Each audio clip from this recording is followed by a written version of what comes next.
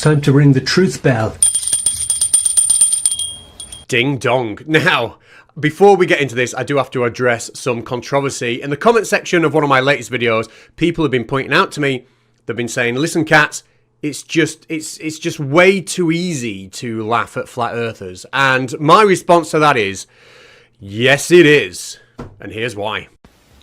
So this is a project I'm working on, a model of the flat earth. And what a fantastic model it is. When I saw this, my flabber was well and truly gasted. How did this man, how did this mere mortal come up with something as beautiful, as intricate, and as amazing as this model here? What did he do? It's just I've painted a plate. You don't say. He painted a plate. Will the surprises never end? Now, if I, or any of you mere mortals watching this video, were attempting to create a flat earth model by painting a plate, we wouldn't be able to get anywhere near the level of detail and predictive capabilities of his model. For example, check out this.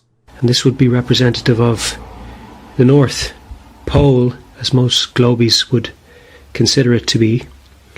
You see, geographically accurate as well. And it's not just the North Pole we can see on this model. We can actually see my mate PhD Tony's house. He lives in Australia, which is around about here. And obviously, judging by this accurate flat earth model, it does seem he's probably having some problems with flooding at the minute. So maybe I need to give him a call and see what's going on. Anyway, what else does this model do really well?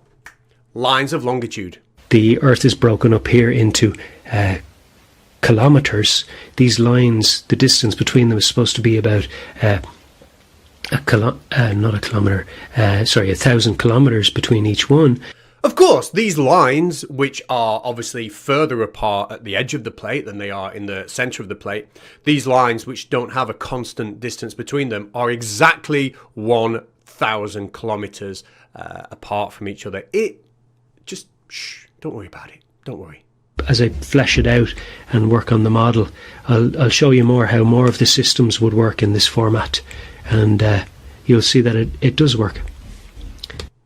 And I, for one, am well and truly invested in the evolution of his model. So that's what we're going to follow in this video, and we're going to see it through to its glorious end, and it is quite glorious. If you're new to the channel, you've got a feeling of what I'm about by now, please consider hitting that subscribe button. And if you really don't want to hit that subscribe button, hit it anyway. We spend our lives doing things we don't want to do. Yeah, we get married, we have kids, we've got to use toilet roll, all that kind of unnecessary stuff. So just hit that subscribe button and stop whinging. Anyway, let's look at the next step of his model. So let's go again, okay? So I promised I would do this. This is a little test that you can do at home.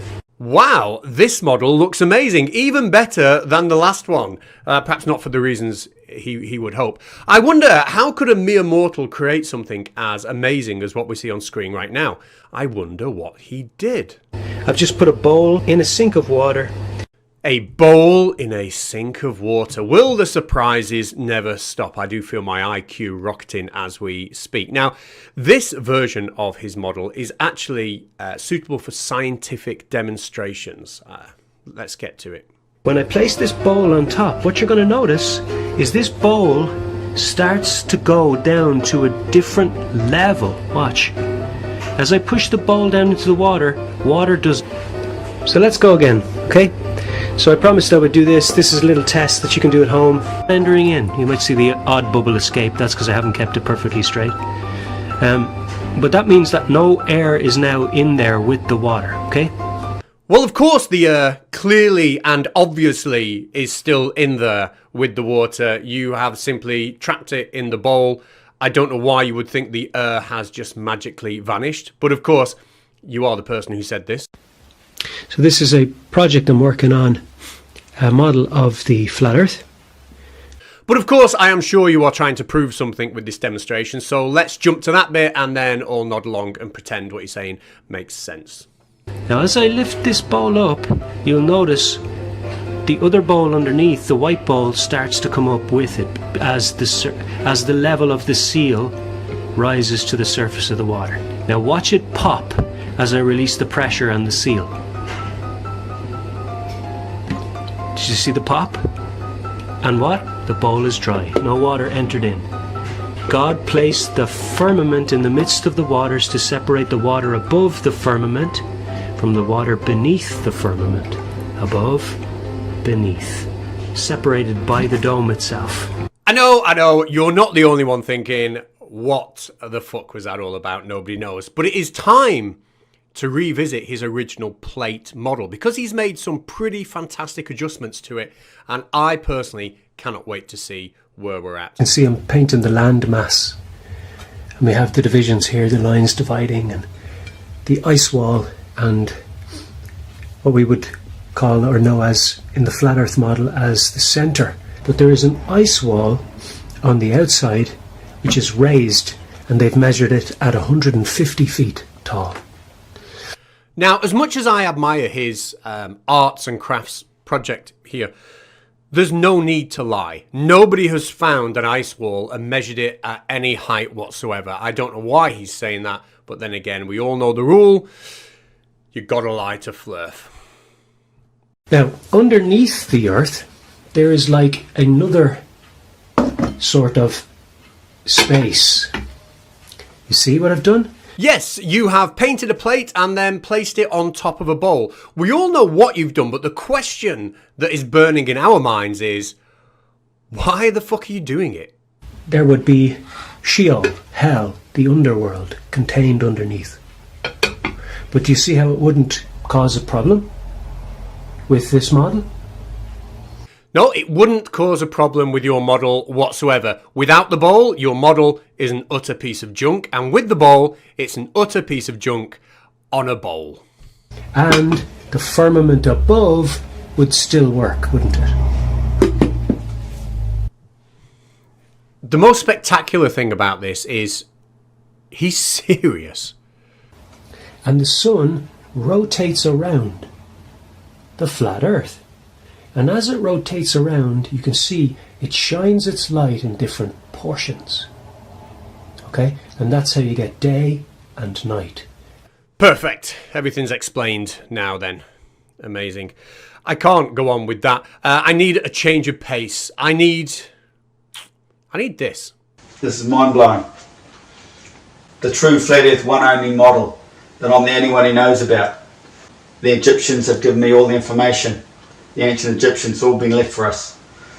Only some of us can pick up on it though, obviously.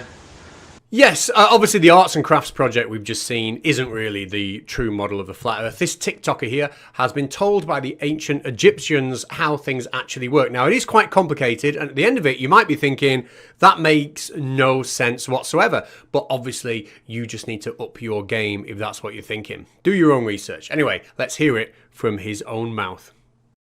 It's got a centre earth vortex that we do not see. This is south, it goes up and over at night. The sun is tucked into the Milky Way like an egg in a nest. You'll see that hump in the back of the Milky Way, at night. That's the back of the sun you're looking at, that hump, if you've got a good camera.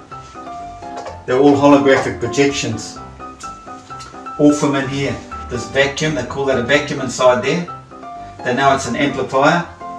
Amplifies everything, light, frequency. Everything's about frequencies out here.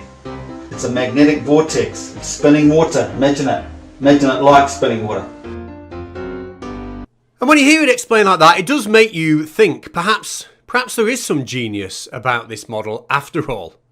Anyway, it's only a short video today. I'll be back very, very soon, and here is a little taste of what's going to be coming your way next week. You know when you fart, you make a smell? Yeah. What happens? It goes everywhere, doesn't it? Right, see you in a couple of days.